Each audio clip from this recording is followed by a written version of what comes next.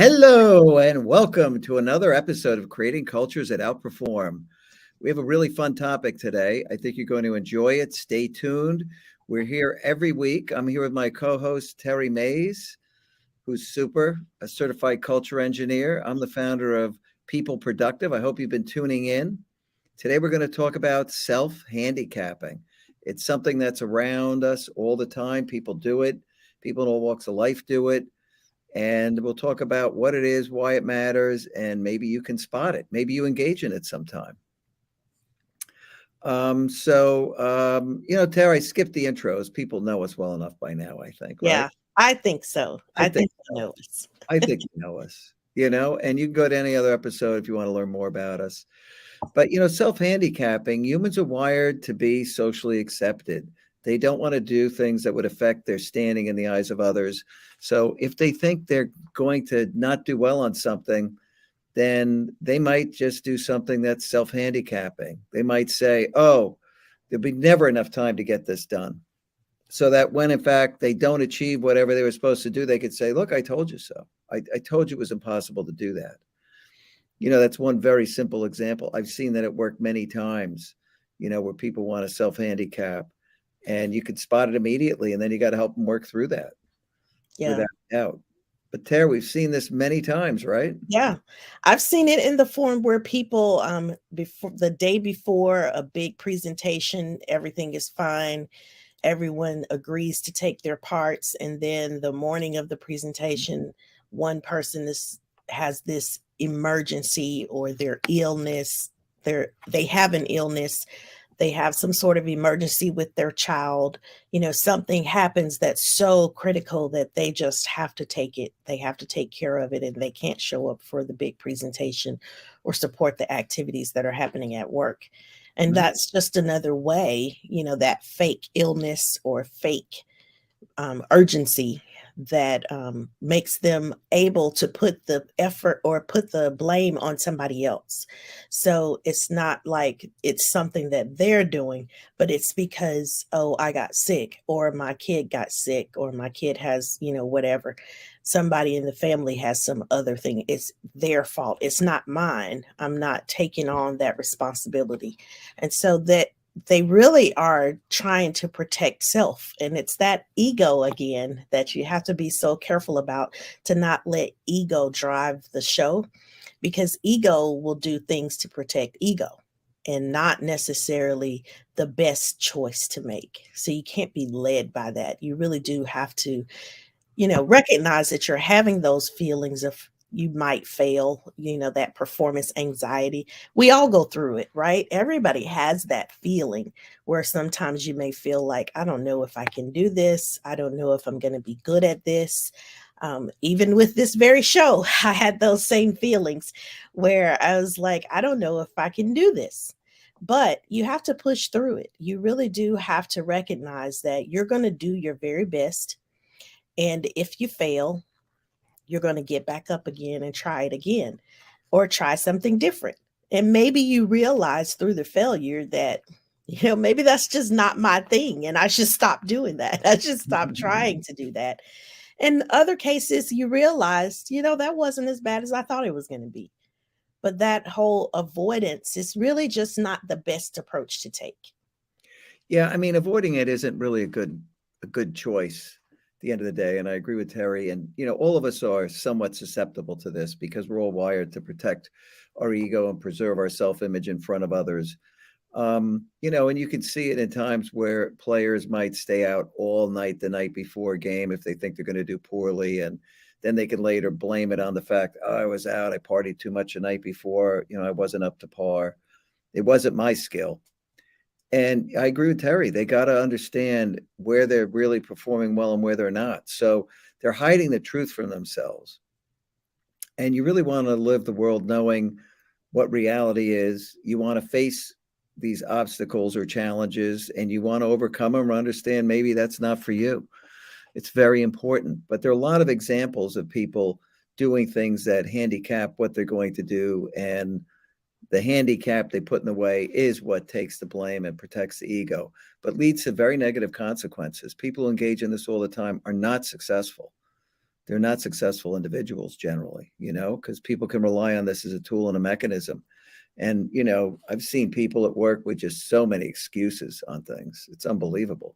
And that's what this comes down to. A lot of it is this ego protection mechanism that we're all wired with.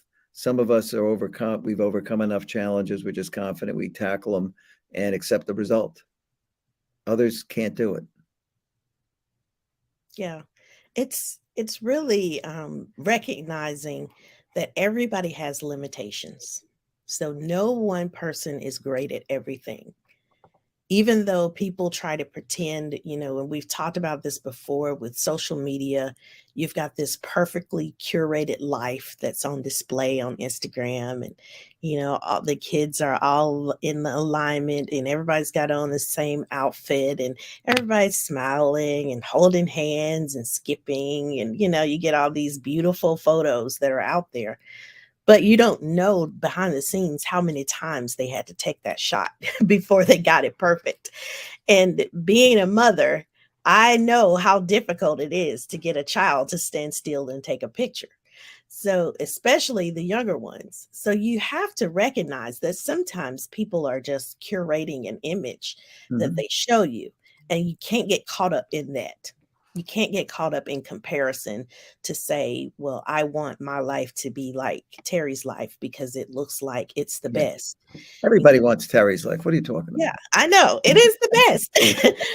But you can't get caught up in that. You can't stay in that place where you're comparing yourself or you're thinking that you should be further along than you really are, or pretending that you're there when you're not.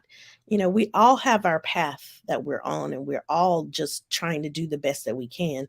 So you cannot get caught up in what may look like it's better.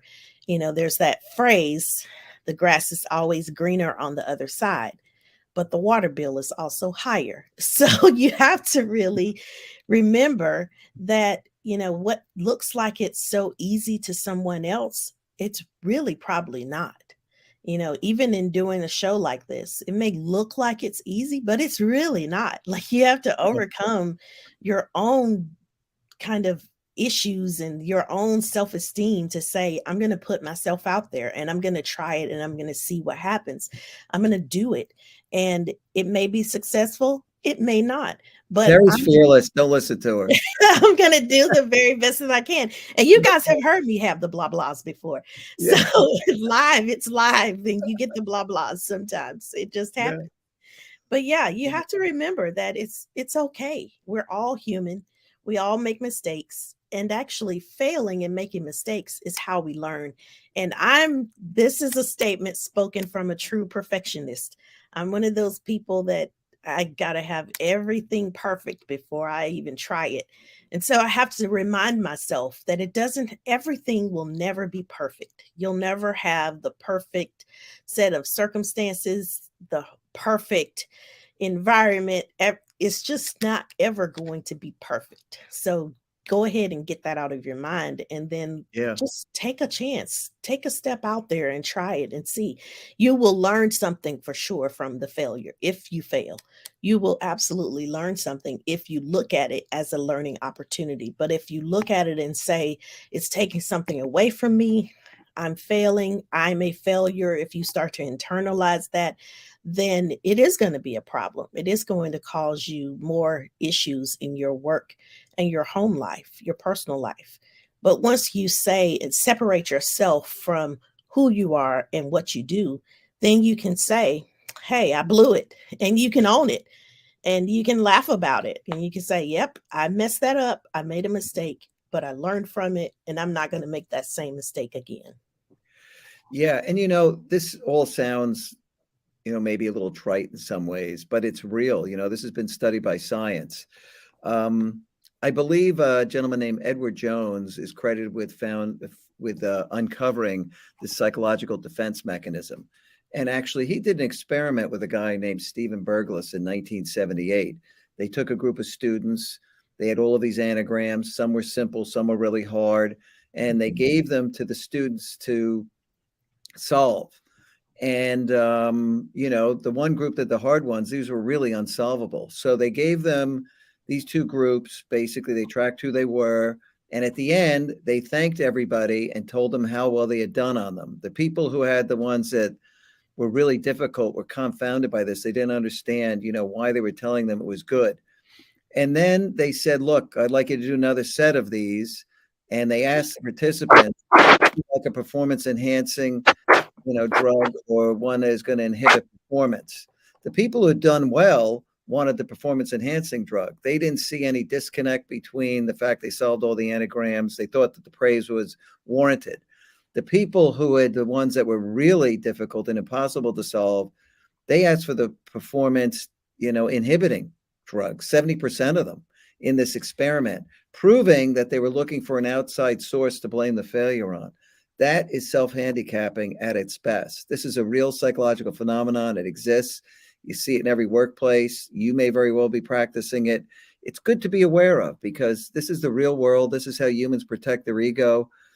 And this is how humans also hurt their career, their chances for success, and fail in workplaces.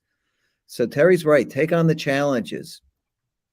Don't be inhibited. If you can't answer these anagrams, dig in, try to find out why are some people able to do them, why you're not. Dig in. There are probably techniques that could be used for you to solve them. Anyway, there's a real lesson here for everybody. This is a real part of human psychology. It exists. It is a defense mechanism. People protect their egos at all costs, so they maintain social standing. Just don't do it and hurt yourself in the process. Take the challenge, run with the ball, take the hill.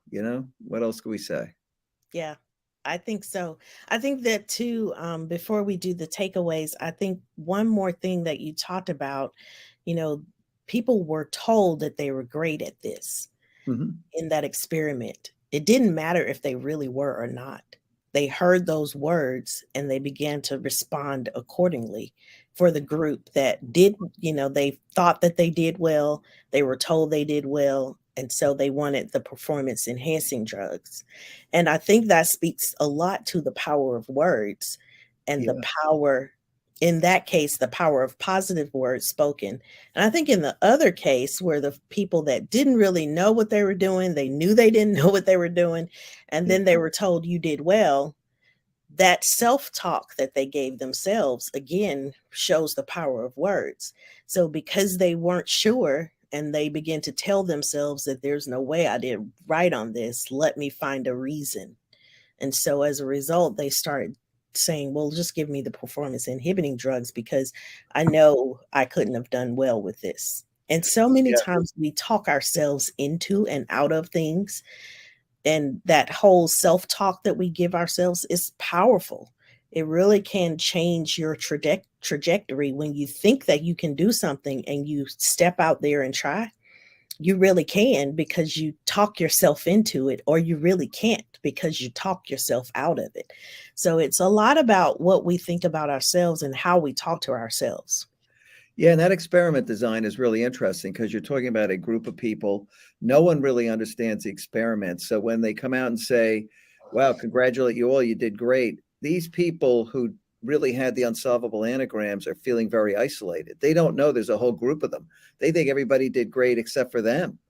So now Yeah. they're looking to really protect their ego in this group setting. And so they want the performance inhibiting drugs to go, oh, yeah, it wasn't me. I Yeah. could have done them just like you guys. There's no problem. I could have been as good as you. Right. You want to talk yourself out of it. Yeah, All right. Well, yeah. Marcelo, you want to bring up the key takeaways? So I love this picture. I think it kind of Mhm. describes this Love it. self-handicapping behavior in a nutshell in just one picture of You did find the perfect picture. I mean, that's amazing. Good work. yeah, it is absolutely perfect. You're just kind of cutting that ledge that you're sitting on so Yeah. that now you can say it's not your fault. Finding those excuses, people sabotage. They may make excuses in advance, setting the stage for failure. They may stay out all night, like Frank talked about, or abuse alcohol and drugs to say that they just stayed out partying. So that's why, or they exaggerate or they fake these illnesses so that they can blame something externally They're always thinking about, when I fail, it was somebody else's fault. It was an external fault. But when I succeed, it was because of me. And so you get this kind of dynamic going in the opposite direction. So you don't really want to focus and live your life like that. You want to recognize if that's how you've been behaving. And you really do want to take some steps, if that's going to talk to a counselor or having a trusted friend or someone in the workplace or your home, Mhm. church, anywhere where you can actually feel comfortable enough to talk about why you do that and really be honest with yourself. The only way that you're going to grow through this self handicapping behavior is by honesty. You really do have to be honest and look yourself in the mirror and say, who do I want to be? And you have to make some real changes in order to get there.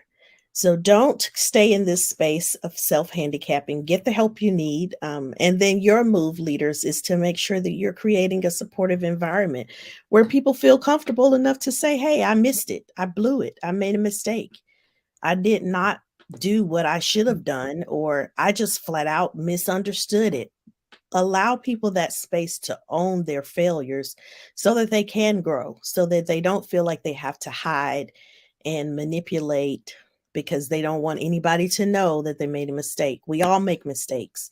So don't make people feel bad or criticize them when they make mistakes, because it's inevitable. Mhm. Create that environment where people feel safe. They feel psychologically safe to share and to let you know when something has gone wrong. Yeah, mistakes are a part of life. It's actually how we learn everything. We try things, they don't work. We take a different path, we get it done. We just learn something. So it's really, really important. I think, the takeaway here is that as an individual, not a leader, if you catch yourself doing this, start to become aware that this is a behavior. You may be engaging in it, spot yourself doing it, and then, really think about what you're doing and why. And why are you resorting to this? What is that challenge? What would make you overcome it? How could you confront that? So it's good to understand, to know thyself. Yes. Probably the two most important words and the hardest discovery Yes. of It life. makes such a difference when you know who you are and you can be comfortable in who you are, good, bad, or ugly, Huge. and Yeah. then be able to recognize when there are areas that you need to improve, because we all have them, right? So don't feel like you're the only one. We all have areas to improve in. Embrace it and actually make the steps to do something about it. Yeah. Fantastic. Well, listen, join us every week. We're here Wednesdays at 3 o'clock. We have another show for you. Next week, we got a great topic. It's how to have more fun at work. Companies are not having enough fun. I don't think there's a single company we've ever surveyed or assessed where the people were like having a great time and fun came up as one of the highest rated items. Even in great cultures, are not having enough fun. So companies need to introduce more fun into the workplace. We're going to talk about it. We'll have some techniques for doing it. And I think you should definitely tune in because it's going to be a fun episode. It's gonna Creating be cultures that fun. help perform. So look, see you next week. Yes. Bye for now.